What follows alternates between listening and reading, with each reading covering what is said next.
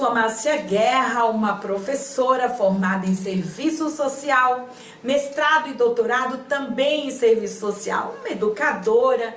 Em escala nacional, tive a oportunidade de compor a importante equipe da professora doutora Maria Estela Graciani, uma grande intelectual da educação social brasileira. Este podcast que você assiste nesse momento é a nossa fundação, é o primeiro podcast chamado Protagonistas.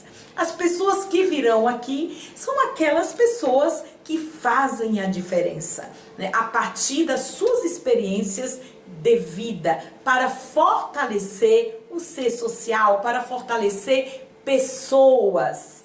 Então, siga aqui conosco. Inclusive, eu já gostaria de falar, aqui nós estamos com uma produção dentro da sala. E eu vi que tinha um rapaz jovem chamado Luciano, ele está conosco. E eu comecei a conversar. Sabe de onde ele vem? Ele vem de um programa, de um projeto que o Ed, né, que está coordenando aqui as videogravações, fez. E este menino foi muito diferenciado nas fotografias. Então, assim, o Luciano é convidado para integrar o grupo do Ed. Está aprendendo muitas coisas. Eu também estou aqui com o Marcos Carvalho, que é quem nos coordena com muita competência, com muita seriedade neste podcast. O negócio é o seguinte, é bacana Carvalho, madeira de lei, madeira forte, mas eu sou Cavalcante, minha querida. Eu tô falando, gente, é o primeiro podcast, né? Então, me perdoe, Marcos Cavalcante, que é uma honra ter na coordenação deste podcast. Minha querida amiga Analdeci Moreira dos Santos, grande militante do movimento antimanicomial e também uma construtora da saúde mental, da política da saúde mental. Minha querida, faça sua autodescrição. Isso é muito importante no podcast educativo. Sou uma mulher de 59 anos, tenho 1,50 m, tenho cabelos e olhos castanhos, cabelos cacheados, estou usando um vestido rosa e um brinco prateado. Muito bem, minha querida, para a gente aquecer o nosso debate, falar da importância da saúde mental e da atenção psicossocial, que é o debate de hoje, que é o conteúdo de hoje, eu lhe pergunto, o que aconteceu neste país do ponto de vista dos manicômios para que a gente tivesse uma luta forte e proativa antimanicomial?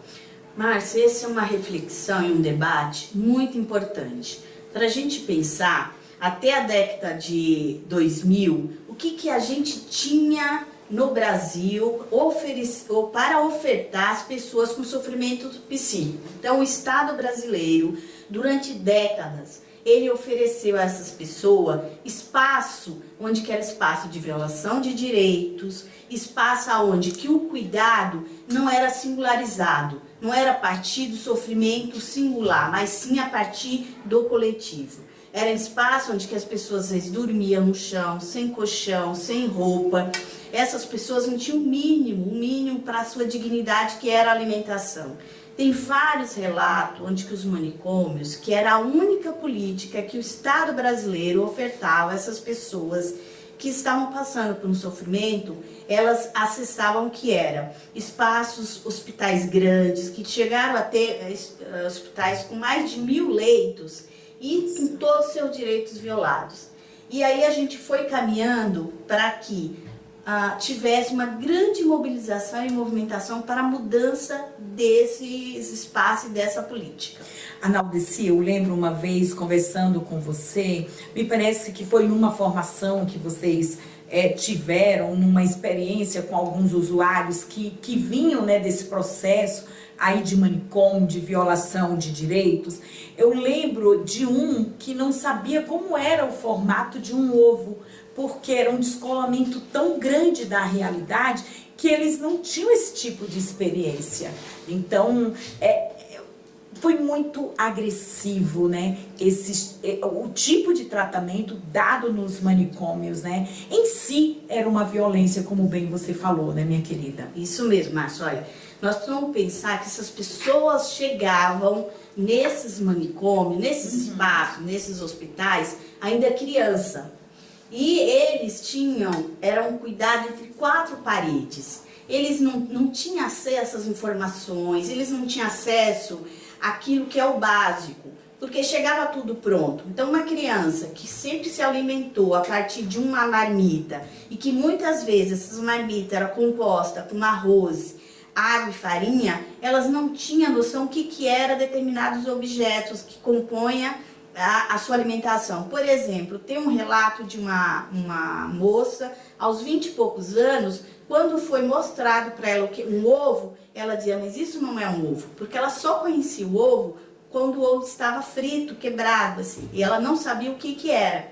Parecia num primeiro momento que a pessoa tinha uma deficiência intelectual, cognitiva, mas não era. Por quê? Porque tinha um empobrecimento cultural, tinha um empobrecimento do acesso à informação. E fora isso, todas as violações, toda a dignidade que essa pessoa não tinha em relação à sua vida, acesso àquilo que todos nós que vivemos numa sociedade temos. Analdeci, você sabe disso, que nós somos amigas, temos muito tempo de caminhada, o carinho que eu tenho pelas equipes de saúde mental. São pessoas muito comprometidas com a política. Eu sempre digo que a saúde mental, a atenção psicossocial em si, não é lugar para as pessoas fazerem bico.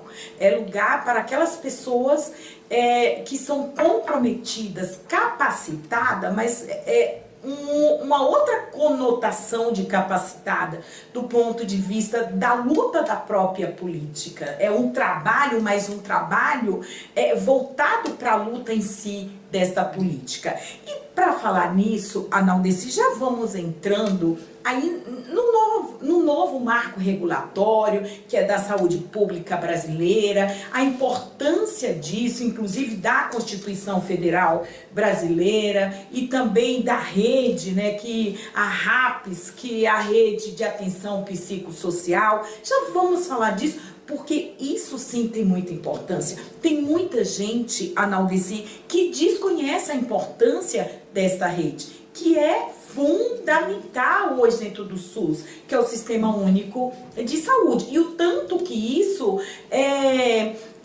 contribui para uma saúde coletiva, né?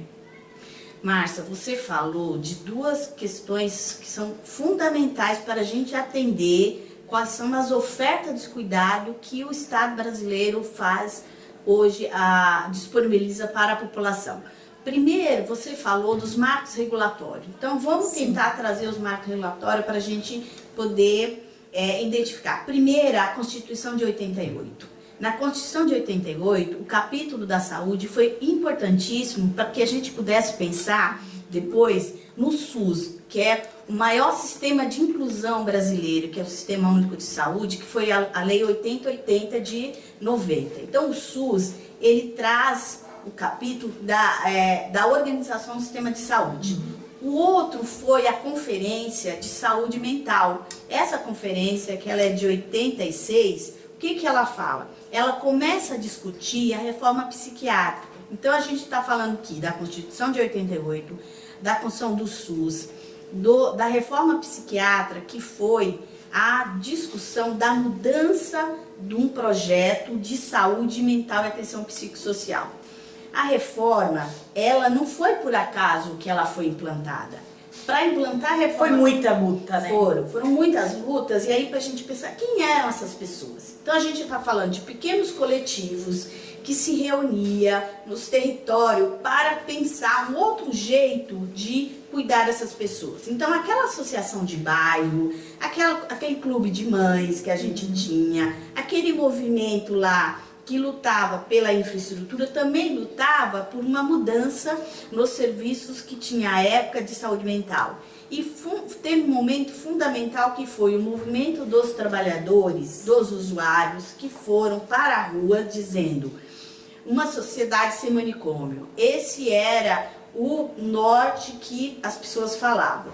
Então era grupo de trabalhadores muito indignados com o que estava acontecendo e foram para a rua. Isso aconteceu em 88 em Bauru. A partir daí a gente teve uma caminhada para a mudança desse tipo de serviço.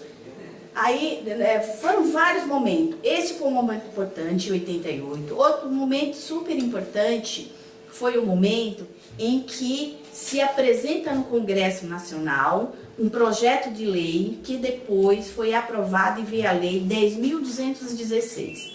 Essa lei, ela faz o redirecionamento do cuidado em saúde mental e atenção psicossocial. E aí ele vai trazer, né, essa lei vai trazer nos seus vários artigos quais são os serviços que era importante ter. E aí a gente precisava de um serviço substitutivo aos manicômios, que fosse um serviço que fosse no território, perto das pessoas, e nisso foi caminhando para depois sair a portaria 336 de 2022, que cria os CAPs. E aí a gente tem uma virada importante. A gente tem uma virada para sair daquele serviço que faz violação de direito, que trata as pessoas fora do seu território, longe da sua família, sem considerar os determinantes sociais, para um serviço que vai substituir os manicômios, que vai cuidar das pessoas próximas à sua casa, vai cuidar das pessoas a partir da sua singularidade, que são os centros de atenção psicossocial nas suas várias modalidades. Nossa, Naldeci, como é importante, porque veja bem, você que está nos ouvindo nesse momento, provavelmente você conheça alguém com algum tipo de sofrimento. E a Naldeci, como a pessoa que está nos ouvindo, ela pode identificar um sofrimento que precise de algum cuidado, porque a gente sabe que nem todo sofrimento, a gente já passou por muitas coisas, por muitas tristezas, né, e que faz parte do cotidiano. No entanto, tem outros tipos de sofrimentos que precisam de cuidado, que precisam de atenção psicossocial. Você é uma profissional de referência, sabe, Naldeci? E não é só pelo seu currículo, é porque eu te conheço.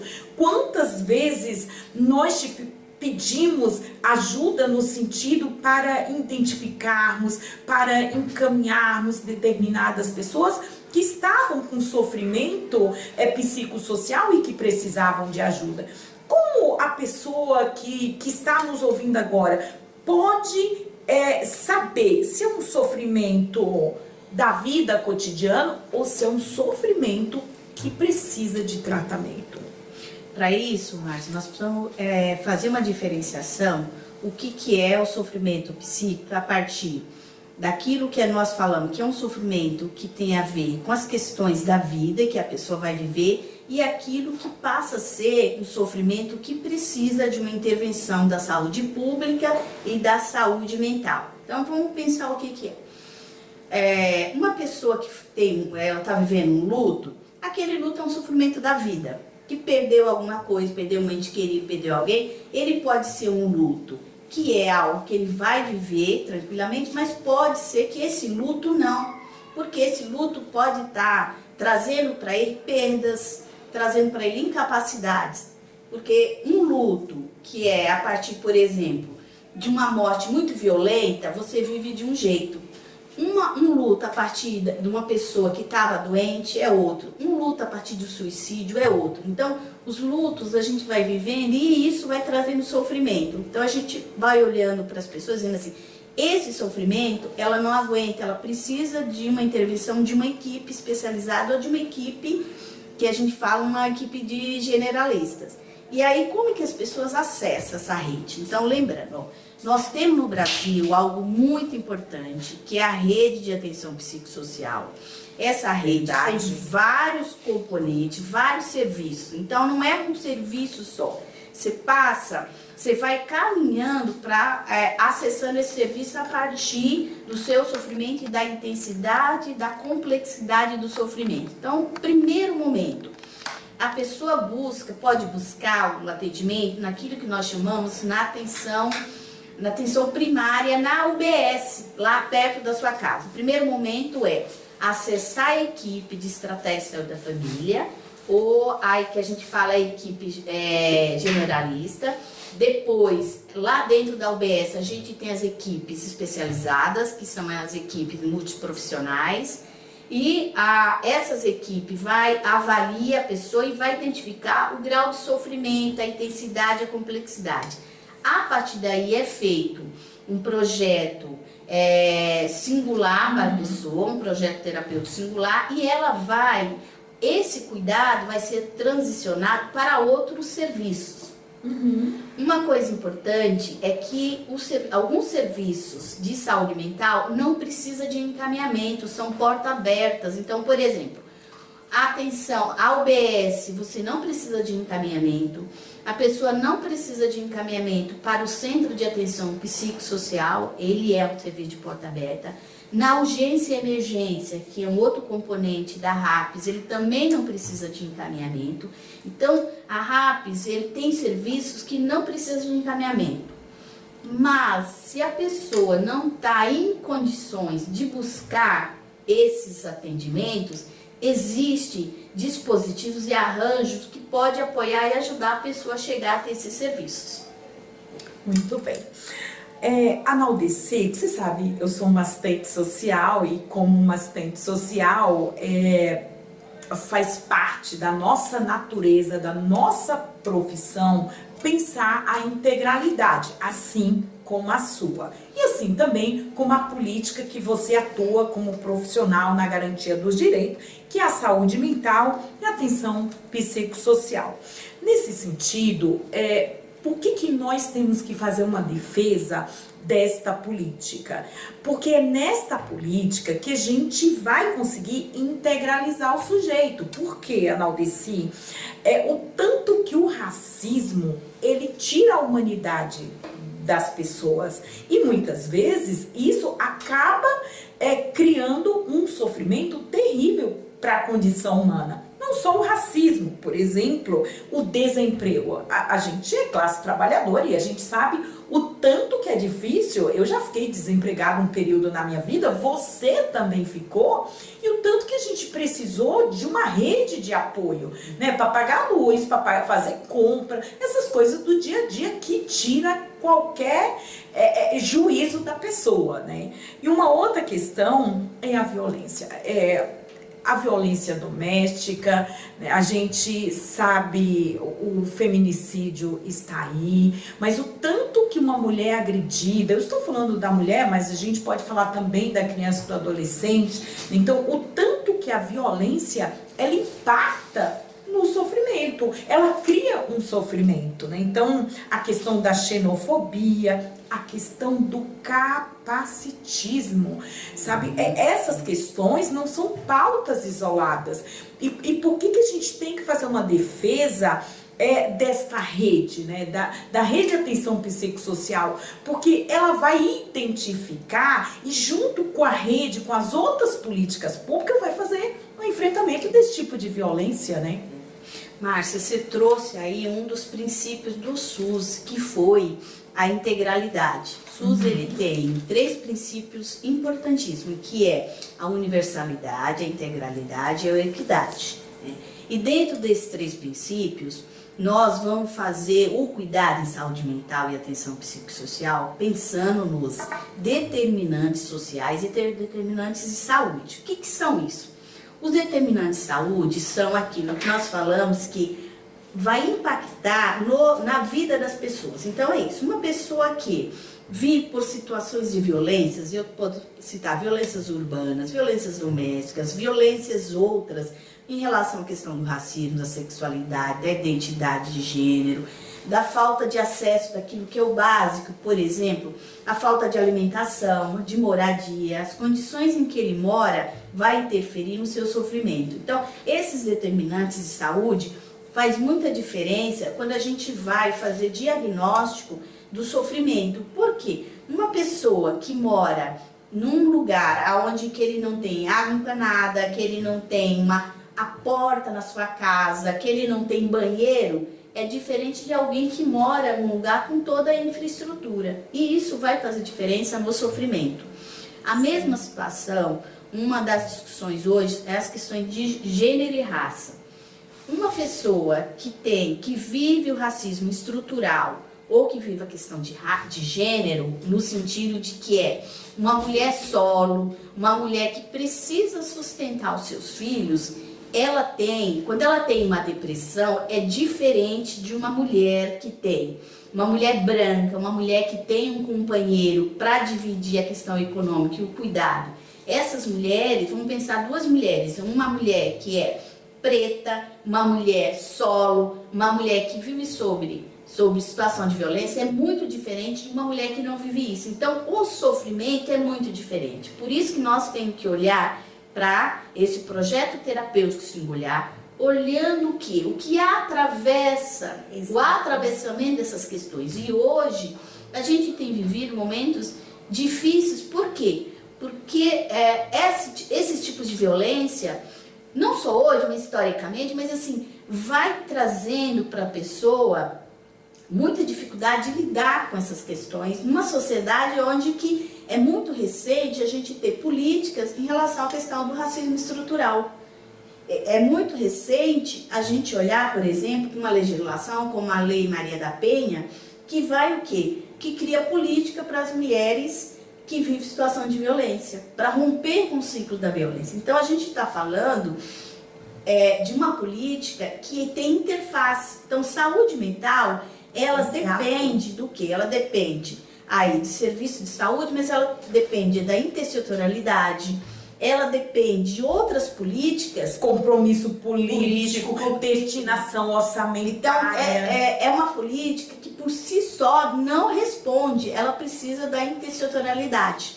Tá? Então, isso que a gente pensa e faz em relação à implantação dessa política de saúde mental e atenção social. A gente já está indo, caminhando na realidade para a finalização. Nós ainda temos 3 pontos a discutir, mas eu gostaria que você desse uma pista, um rumo para quem está nos assistindo, que muitas vezes acompanha uma pessoa com um risco muito grande até de tirar a própria vida. Então, aquela pessoa, ela não tem mais condição de buscar apoio para si. Muitas vezes ela está passando por risco pessoal e por risco familiar e comunitário.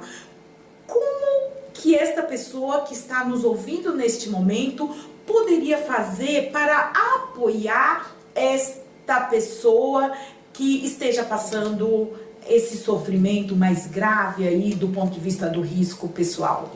Eu falei agora há pouco sobre o SUS, né? O maior sistema de inclusão que nós temos. Mas o SUS tem uma organização que é muito importante, porque o SUS, qual é a entrada? Como que a pessoa acessa o SUS? Então, o SUS, ele é um sistema que qualquer pessoa pode acessar. De que forma? Então, assim, ele não precisa de encaminhamento. Então, se a pessoa está no sofrimento em casa e que ela não consegue buscar ajuda, pode ser via o agente comunitário de saúde, que pode ir fazer a visita, identificar essa situação e buscar a equipe de estratégia da família para apoiar. Pode ir até um familiar, um amigo, pode ir até a UBS e pedir para que a equipe vá até a casa. Ele pode, a depender do grau de sofrimento e de risco, pode acionar o SAMU. O SAMU é um serviço recente, assim, ele é novo. Até porque tem muita gente que não sabe que até a década de 90, como é que as pessoas eram transferidas para um hospital, para uma urgência e emergência? a gente tinha o quê? A gente tinha os carrinhos que ia. E aí vem o SAMU na década de 2000. Então, hoje o Brasil oferta um serviço que é importantíssimo, que é o SAMU, que faz parte também da RAPS. Ele compõe a RAPS. Então, as pessoas pode ser acessar o SAMU, ele pode acessar a equipe de estratégia de saúde da família, ele pode acessar também a própria ouvidoria. Às vezes a pessoa liga na ouvidoria e pode. Não é comum, mas o mais importante, gente, é assim: se a pessoa não consegue ir até o serviço, via atenção básica, a UBS ou o SAMU. São esses dois arranjos importantes, dois serviços. Muito bem, minha querida. Quantos elementos que você trouxe para a gente compreender esta política que é tão necessária para todos nós. Porque vamos pensar, saúde mental tem a ver com a humanidade, tem a ver com as relações, tem a ver com a sociabilidade, com o nosso cotidiano. Analdeci, nós já estamos finalizando o nosso podcast e eu gostaria de lhe provocar. A pergunta é a seguinte: quais protagonistas te incentivaram você fazer o que você faz? Márcia, antes dessa pergunta, eu queria só trazer mais uma informação que eu acho importante. Olha, muita gente fala assim: eu não vou no CAPS porque é um serviço que cuida de doido. Mas, gente, o que é o Centro de Atenção Psicossocial? Ele é um serviço que ele não é centrado em medicação. Ele é um serviço que a gente propõe um projeto de cuidado com vários profissionais. O enfermeiro, o psicólogo, o terapeuta ocupacional, o educador físico. Ele faz várias oficinas, tem a terapia, tem as atividades. Então, lá é um serviço humanizado. E as pessoas não vão ser tratadas como o pessoal fala, os doidos. Vão tratar como alguém que tem um sofrimento e que vai ter uma equipe sensível para cuidar, tá?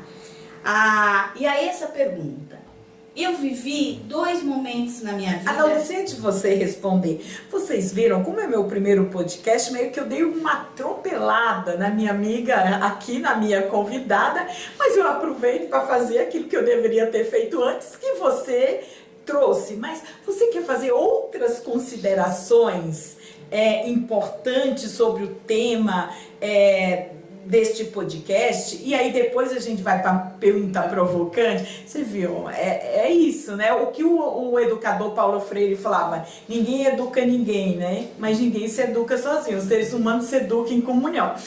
Com você. Tô aqui ao lado de uma grande amiga que a gente tem umas histórias super bonitas. Eu queria falar de uma particularidade da minha vida, porque eu trabalhei com Paulo Freire. E tem uma história. Eu tive a honra e o prazer de ter trabalhado na equipe do Paulo Freire quando ele foi quando ele foi secretário de Educação do município de São Paulo. E tem uma cena que me marcou muito. Uma vez eu estava chegando no local de trabalho, eu entrei rápido porque estava chovendo, entro no elevador, está o Paulo Freire na minha frente. E eu perdi a voz. Eu fiquei tão sem saber o que falar que eu virei e falei: nossa, ele é cinza. Por quê? Aquele senhor, todo de roupa cinza, cabelo branquinho, a única palavra que eu consegui falar para ele. E ele: eu sou o Paulo Freire, muito prazer. Então aquilo eu carrego comigo, assim, gente, algo que que é de uma experiência única. E aí, voltando aqui para minha amiga, né? Olha, falar da saúde mental e atenção psicossocial, a gente vai falar de muitas coisas. Um podcast não dá conta. Então, assim, eu queria também falar de um elemento importante, que é a luta antimanicomial, que é todo o movimento em defesa dessa política. Nós temos que lembrar que a reforma psiquiátrica ainda está em curso. Nós não conseguimos ainda implantar tudo que está dentro. Existe disputa, existem 3 disputas que hoje pauta a questão da reforma psiquiátrica. A primeira tem a ver com as corporações da farmacêutica. Muito importante. Sim. Essas corporações, elas disputam essa política. A segunda disputa que a gente tem dentro desse movimento tem a ver com ser uma política que não é centrado na medicina, ela é centrada em equipes multiprofissionais, então é uma disputa importantíssima que a gente tem hoje dentro dessa política. Por isso que a gente fala que é uma política em disputa e em construção. Tá? E o que faz a luta antimanicomial? É um braço da reforma que está nos movimentos sociais fazendo esse diálogo. Então a gente tem o quê? A gente tem vários espaços. 18 de maio é um dia que a gente vai para a rua reforçar e dizer assim, qual é a reforma psiquiátrica que nós queremos. Então é muito importante, todo ano, nesta data, nós vamos para a rua. Nós, que somos da luta antimanicomial, também construímos e implantamos fóruns nos municípios, e esses fóruns existem no Brasil inteiro, para discutir, dialogar sobre essa reforma psiquiátrica, a implantação.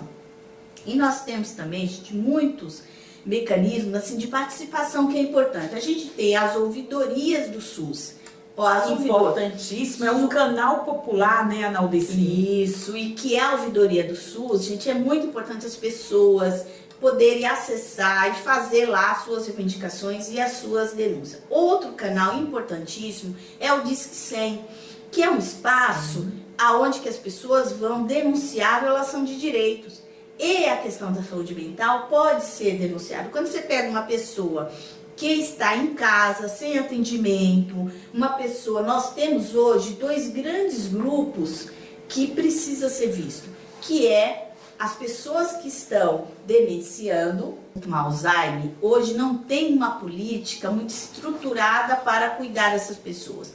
No campo da saúde ainda tem, mas a gente precisa pensar que essas pessoas elas precisam ter o campo da saúde, o campo do SUAS, então você precisa de várias políticas para cuidar dessas pessoas. E um outro grande debate tem a ver com o espectro as pessoas com transtorno do espectro autista, que é outro campo que também a gente precisa ter políticas para. Recentemente saiu uma legislação ampliando esse serviço, mas ainda não está implantado. Então é um debate importantíssimo. Em processo, né? Em processo. Analdeci, é importante falar para você que está nos assistindo neste momento, de que quando você liga para fazer uma denúncia no Disque 100, você disca 100. Você não precisa falar o seu nome, você não precisa se identificar. Isso é muito importante.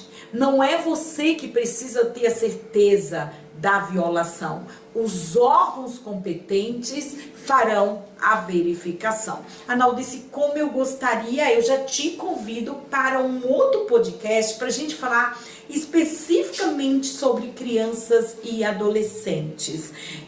Foi uma honra tê-la aqui, minha querida.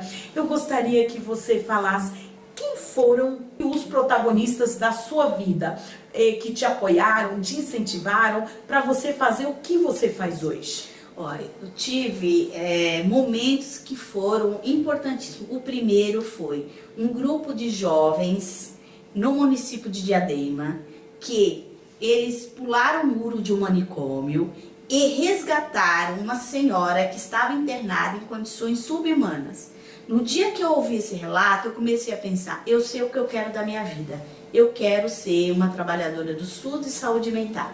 Esse foi um momento. O outro momento foi o período da minha faculdade, quando eu fui para o município de Santos, conheci a Casa Anchieta. A Casa Anchieta foi o primeiro hospital psiquiátrico que teve uma intervenção, que teve uma política pública. Quando eu cheguei naquele espaço, eu falei, eu sei qual é o caminho que eu quero fazer na minha vida e qual vai ser minha jornada. E por fim, eu tive assim, uma pessoa importantíssima na minha vida, que foi um tio meu, que era uma pessoa que tinha um transtorno, e ali eu pensava, eu quero trabalhar num lugar onde que eu poderia dar dignidade para as pessoas com esse sofrimento. Ah, minha querida, prazerzaço tê-la aqui. Quantas pessoas, Analdeci, nós podemos acessar os direitos dela a partir da sua vida. Nós estamos vivendo um momento de muito descrédito no conhecimento técnico científico, onde qualquer pessoa quer falar de tudo, sabe? Eu quero dizer para você a importância que tem a psicologia nesse debate, assim como o serviço social, e o tanto que eu sou apoiada por uma mulher competente no teu nível. Minha querida, isso posto, eu quero te agradecer, já convidar para o nosso próximo podcast para a gente falar sobre crianças e adolescentes. E aí, neste momento, eu convido vocês para que vocês nos sigam nas redes sociais, que está aqui na nossa bio, abaixo aqui do nosso vídeo. Seja um protagonista, seja uma protagonista na construção de um outro mundo possível, como nos mostra o Fórum Social Mundial. Até o próximo debate.